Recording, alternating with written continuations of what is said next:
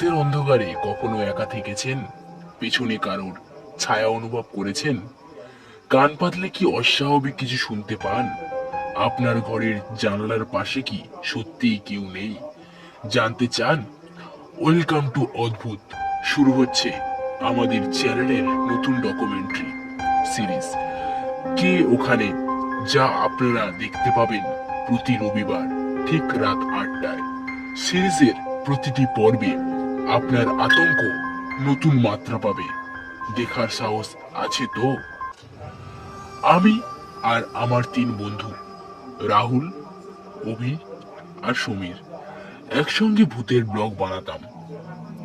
আমাদের YouTube channel একসময় বেশ জনপ্রিয় ছিল।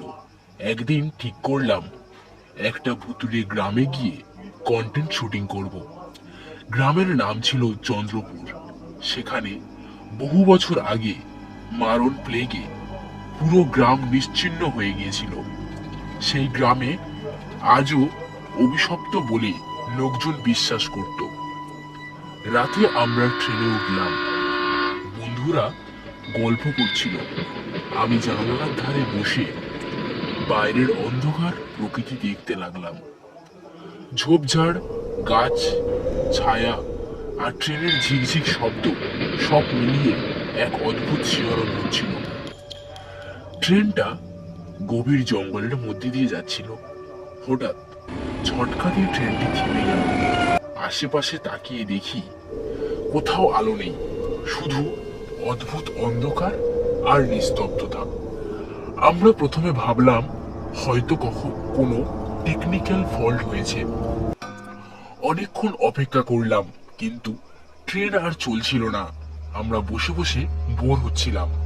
বন্ধুরা বলল, চলো ড্রাইভারের কাছ থেকে একবার ঘুরে আসি, দেখি কি হয়েছে। আমরা এগিয়ে গেলাম, কিন্তু আশ্চর্যের বিষয়, ড্রাইভার সেখানে ছিল না। পুরো ফাঁকা, ট্রেনটি পড়ে রয়েছে। এই দেখে প্রথমে বেশ হাসি পাচ্ছিল, তারপরে আশ্চর্য হলাম। ভাবলাম ট্রেন আছে অথচ ড্রাইভার উধাও, এটা কি করে সম্ভব? অনেকক্ষণ ড্রাইভারকে খোঁজাখুঁজি করলাম আমরা, কিন্তু তার সন্ধান পেলাম না। ড্রাইভার নেই, তাই ট্রেনও চলবে না। তাই আমরা ঠিক করলাম ট্রেন লাইন ধরে হাঁটবো। আশেপাশে কোনো রাস্তাও ছিল না বা গাড়িও দেখা যাচ্ছিল না। রাত তখন ঠিক 1টা বাজে। চারপাশে শুধু ঝিঝি পোকার ডাক আর হালকা বাতাসের শব্দ। বেশ কুয়াশা পড়ছে, চারিদিকে স্পষ্টভাবে কিছু দেখা যাচ্ছে না। মোবাইলে আলো জ্বালিয়ে আমরা এগিয়ে চললাম। কিছুক্ষণ পর হঠাৎ আমাদের মোবাইলের চার্জটি একে একে শেষ হয়ে গেল। চারিদিকে ঘন অন্ধকার, শুধু আমাদের পায়ের নিচের পাথরগুলো খচমচ আওয়াজ করছিল। হঠাৎ পিছন থেকে একটা বিকট চিৎকার ভেসে এলো। সামনে একটা অস্বাভাবিক ছায়ামূর্তি দাঁড়িয়ে রয়েছে। আমি প্রচন্ড ভয় পেয়ে গেলাম। কাঁপা গলায় আমি বলে উঠলাম, কে কে ওখানে? আমি আতঙ্কে ফিরে তাকালাম, কিন্তু আর কোনো বন্ধুকে দেখতে পেলাম না। আমার বুক ধকধক করে উঠল। চারিদিকে কেমন এক অস্বাভাবিক নিস্তব্ধতা। আমি চিৎকার করে ডাকলাম, রাহুল, অভি, সমীর। আমি আতঙ্কে দৌড়াতে শুরু করলাম। পেছন থেকে পাতার খসখস আওয়াজ আর পায়ের ভারী শব্দ শোনা যাচ্ছিল, যেন কেউ আমাকে ধাওয়া করছিল। আমি দৌড়াতে দৌড়াতে একটা জঙ্গলে ঢুকে পড়লাম। চারপাশে বড় গাছ, হালকা কুয়াশা আর রাতের অন্ধকার। ছুটতে ছুটতে হঠাৎ একটা গাছের ধাক্কা খেলাম। আমি মাটিতে পড়ে গেলাম আর মোবাইলটা হাত থেকে ছিটকে দূরে পড়ে গেল। অন্ধকারে আমি মোবাইলটা খুঁজতে লাগলাম। তখনই দেখি সামনে একটা পুকুর। আমার বুক কেঁপে উঠলো।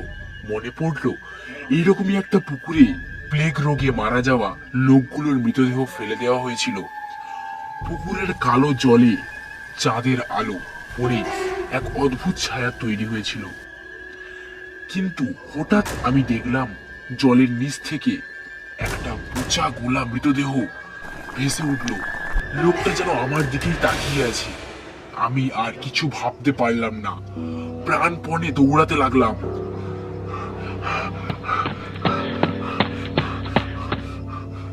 চাঁদের মৃদু আলোতে আমি ট্রেন লাইন খুঁজে পেলাম।